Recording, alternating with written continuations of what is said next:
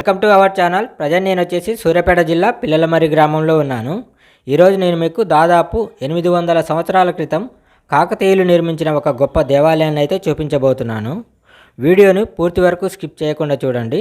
Friends, ఈ గుడి వచ్చేసి ఎరకేశ్వర స్వామి ఆలయం. లోపలికి వెళ్ళి మనం పూర్తిగా చూద్దాం.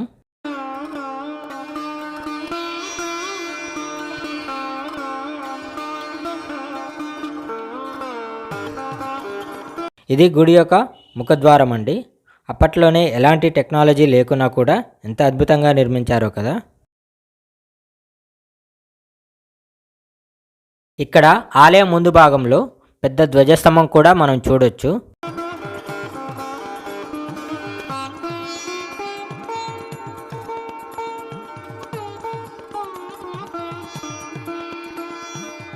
ఇక ఈ గుడి ముందు భాగంలో మెట్లకి ఇరువైపులా రాతి తోరణాలు, వాటి మీద ఏనుగు బొమ్మలు చూడండి ఎంత చక్కగా చెక్కిర్రో.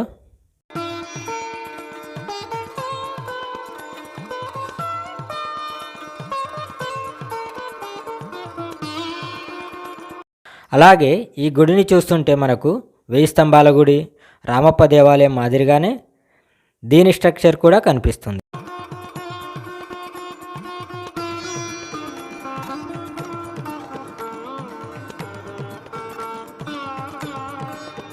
మెట్లకి ఇరువైపులా రాజదర్బారు స్వాగత తోరణం లాంటి నిర్మాణాలు, ఇవి గుడికి 3 వైపులా ఉంటాయి.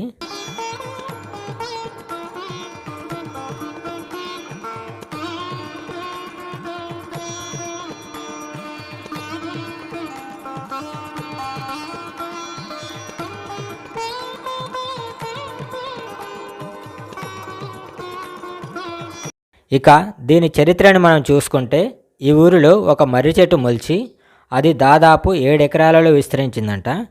అయితే ఒకరోజు ఆ మర్రి చెట్టు పైన ఉన్న గోరింక పక్షులు ఇంకొద్దిసేపట్లో ఇక్కడ పెద్ద భూకంపం రాబోతుంది, ఆ భూకంపానికి చెట్టు కూలిపోయి దాని కింద 7 కొబ్బర్ల ధనం దొరుకుతుందని మాట్లాడుకుంటుంటే అటువైపుగా వెళ్ళిన ఒక ఎరకలైన అది విని ఆ విషయాన్ని రాజుకు వెళ్ళి చెప్పిండంట. ఆయన చెప్పినట్టుగానే అక్కడ 7 కొబ్బర్ల ధనం దొరుకుతుందంట. ఆ ధనంతో ఈ ఊరిలో దేవాలయాలు నిర్మించాడని చెబుతున్నారు.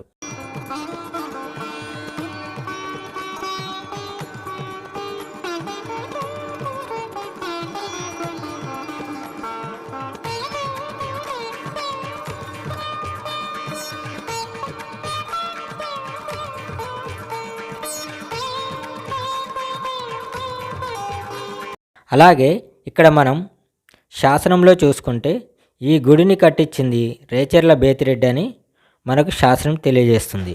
ఈయన వచ్చేసి కాకతీయ రాజు అయిన రుద్రదేవుని కుడిభుజం లాగాని ఇక్కడి ప్రజలు చెబుతున్నారు.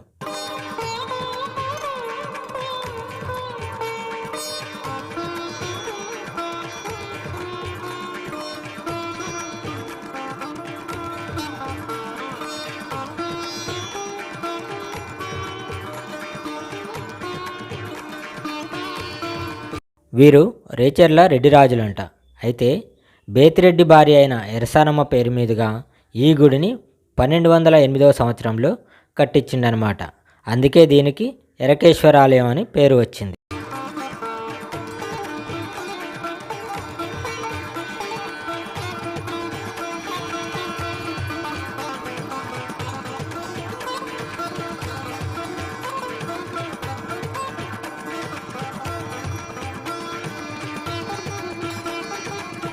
ఈ గుడి వచ్చేసి సూర్యాపేట నుండి 5 కిలోమీటర్ల దూరంలో ఉంది. ఇక్కడికి భక్తులు శివరాత్రి, కార్తీక మాసాలలో ఎక్కువగా వస్తారు. అలాగే ప్రతి సోమవారం కూడా శివుడికి అభిషేకాలు జరుగుతాయి.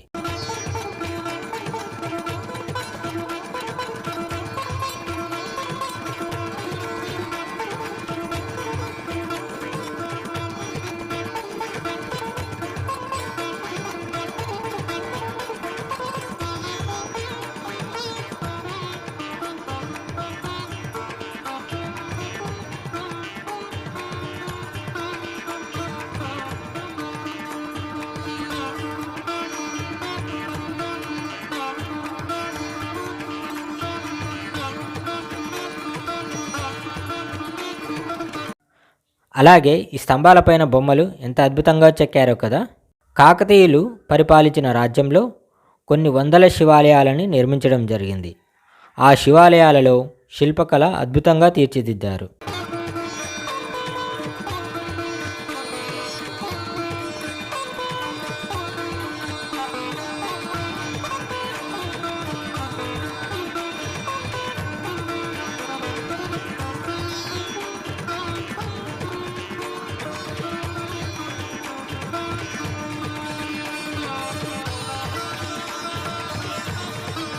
ఈ శివాలయం చాలా అద్భుతంగా ఉన్నది కదా.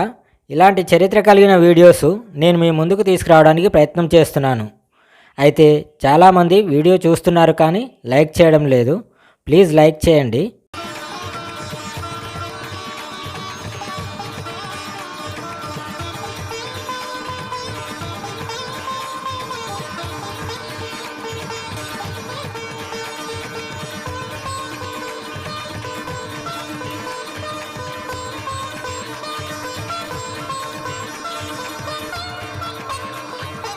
ఈ గుడి మధ్యలో రంగమండపం చాలా అద్భుతంగా ఉన్నది, ఒకే నల్లరాతితోటి.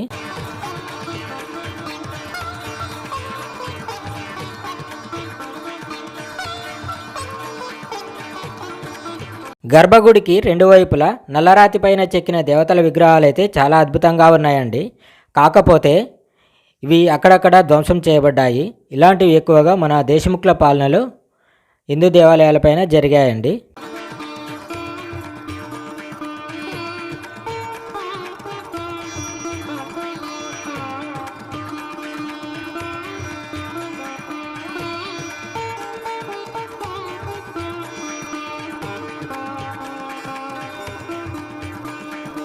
ఇందులో మనకు రెండు శివలింగాలు కనిపిస్తాయి. ఇది వచ్చేసి సహస్ర శివలింగం. ఇక ఈ పెద్ద శివలింగం 1000 స్తంభాల గుడిలోని శివలింగంలాగే పెద్దగా మనకు కనిపిస్తుంది.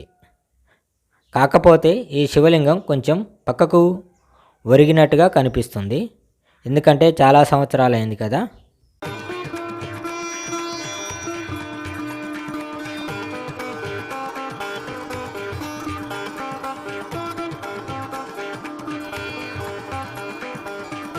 సో ఇదండి ఎరకేశ్వర ఆలయం యొక్క విశేషాలు.